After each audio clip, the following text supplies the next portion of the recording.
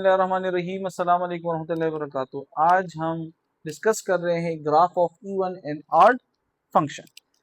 तो ग्राफ से हम इंडिकेट करते हैं कि कौन सा फंक्शन इवन है, कौन सा ऑड है। तो बड़ा आसान है, ठीक है जी। तो यहाँ पर आप क्या करते हैं, एक ग्राफ ड्रा करते हैं एक फंक्शन का। Clear. Let's suppose we have a graph of this function. Clear. Parabolic है आपके पास, तो और ये दूसरा आपके पास फंक्शन ये है मॉडुलस एक्स का जो आपके पास है। सही। अब ये इवन है कि ऑड है, इसको समझना जरूरी है। तो इवन और ऑड के लिए सबसे पहले हम इवन की बात करते हैं। फॉर द इवन फंक्शन कि वो क्या होगा, वो सिमेट्रिक होगा।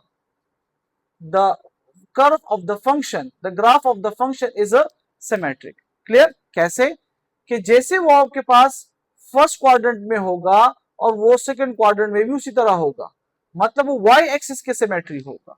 जैसे वो वाई एक्सिस के राइट साइड पर है, वैसे ही आपके पास देख सकते हैं कि वो वाई एक्सिस के लेफ्ट साइड पे भी है। इसी तरह आपके पास इस फंक्शन को देख लें, जैसे वो राइट साइड पर है वाई एक्सिस के, उस तरह वो लेफ्ट साइड पर भी है, वो सिमेट्रिक है, ये भी सिमेट्रिक है।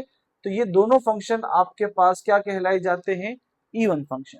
ऑड के लिए क्या होगा, ऑड के लिए सिमेट्री पॉसिबल नहीं है, वो सिमेट्रिक नहीं होगा। जैसे कि आप देख सकते हैं कि कोई फंक्शन है y is equal to sine x, ये ऑड फंक्शन है। क्लियर। तो इसका ग्राफ आपके पास क्या बनता है, इसका ग्राफ कुछ इस तरह से बनता है। क्लियर। जरा इसको स्पेसिफाई करते हैं, देखिए